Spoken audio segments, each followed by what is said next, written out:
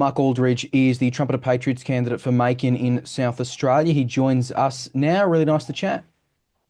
Thank you, mate. It's a pleasure. So it's interesting your kind of background here, and you've run for elections more than a few times. But as some observers may have noticed, you also got your own party at a state level, which you had recently formed. How did you end up running at the federal level for Trumpet of Patriots? That's interesting. I was in the previous 2022 election. I decided not to run. I didn't. I really wanted the Senate, and I couldn't afford to go a blank box above the line. It's a bit hard. So, um, Trumpet of Patriots was a creation between several small parties over the last few years and Australian Federation Party, and I had been state director of Australian Federation Party, and I had fallen into place of national director for a while. So in that time, some of the candidates that were members of Trumpet of Patriots played a part in the election. So I had a bit of a relationship with some of those guys. Trumpet of Patriots has had its recent, I think really ongoing is probably the better word, controversy regarding its how to vote cards. Now, as you and I both know, and I always like to stress it, how to vote cards are purely recommendations that can't be stressed enough. But you, I think, maybe were one of the first Trumpet of Patriots candidates to be publicly critical over it. Explain to us what is your issue with the how to vote cards that have been published by your party? Well, you see, I'm a real old-fashioned guy. So if you shake my hand and make a promise with me, I'm going to try and hold you to that promise. Now, excuse me. When I was approached to run for Trumpet of Patriots, I said no on two occasions, and then it was suggested to me that they would help finance it. It would mean I could have time off work and run my sanctuary. And one of the main things I asked Clive personally on the phone, and I do know Clive, I said, what are we doing preference wise? Okay. And he said, we'll preference other conservative thinkers. That would then mean that in general, my expectation would have been that the Liberal parties would have worked with us, which is normally the case.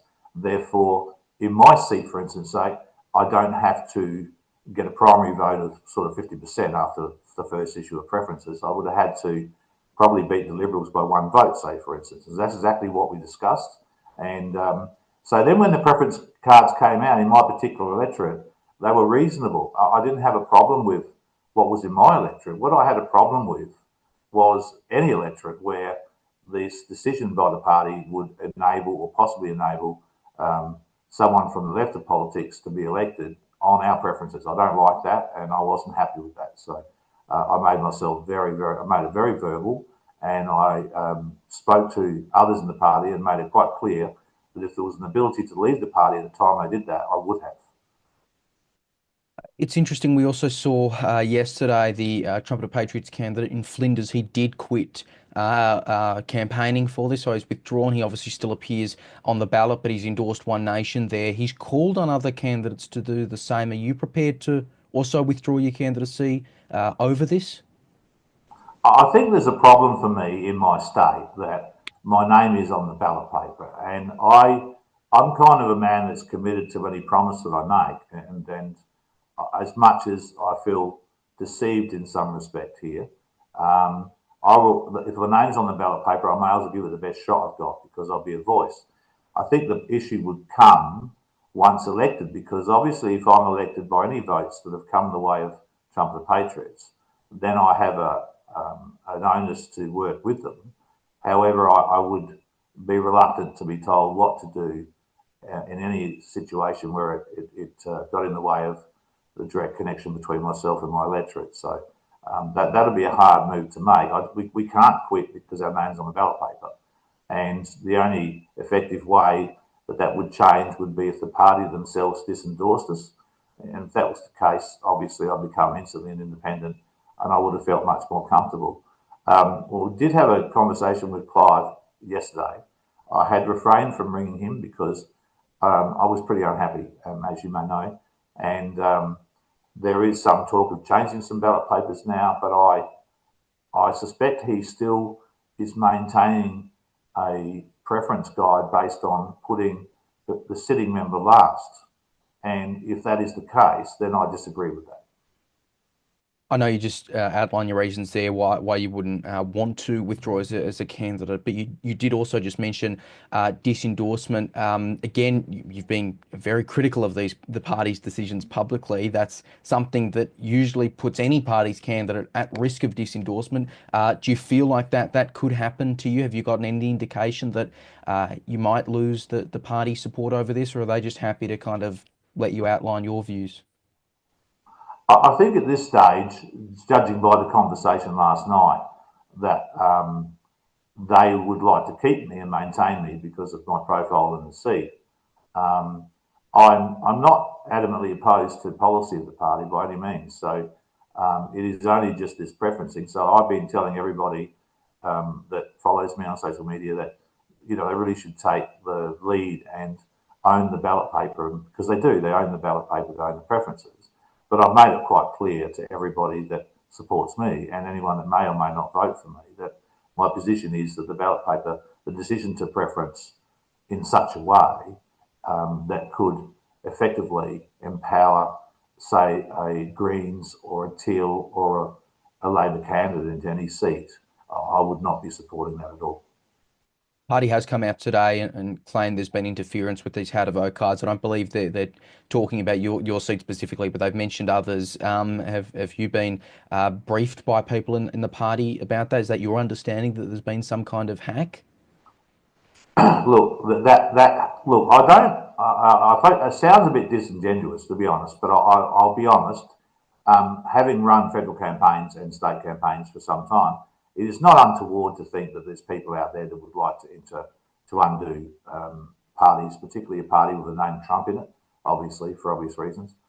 So this could have happened.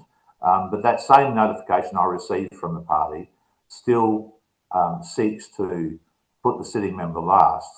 And I think I understand their position, possibly. I don't think that position is very powerful for the candidates. And I don't think it's very powerful for the future of the country. I'm all for seeing the slow demise of the two-party system and putting back into politics that genuine connection between the electorate and the candidate themselves or their elected member, because I think the parties do get in the way of that. I think that undermines democracy in itself. But I don't like the idea of another 3 years of Labor. Personally, I don't think it's going to work for us. I think the Labor and the Greens have shown a very strong leaning left, and I think at times it's very irresponsible for the future of this country. So my position is still to oppose any preferences provided or any advice given to voters from our party that would risk that happening. Trumpet of Patriots had its campaign launch just a few days ago. Something interesting that kept popping up during that was the lines from people speaking about when Trumpet of Patriots forms government, when Trumpet of Patriots is in government. You don't seriously believe Trumpet of Patriots is going to win government, do you? I don't think anyone can form government properly this election. I think it's ambitious to believe that's the case. It is nice to think about that. However, the party's a fledgling party, let's be honest, and the depth of policy is not there. I must admit the federal side of the policy in relation to tax reform and things like that is quite good. It's policy that I wouldn't be able to create very well myself. Mine's always been grassroots community, estate, and federal policy issues. And I've never been in a position to consider that I would be leading this country in any way at all. I've always considered myself just to be a voice of the electorate and community where I live. I think it's bold plans. I think it doesn't hurt to have bold plans. I don't think it hurts to have your candidates believe in themselves. I think that's important. But I think it's this particular directive of preferencing the sitting member last is going to have an adverse effect on the voting for us. And I think it's particularly in the freedom community, it's been received poorly, shall we say.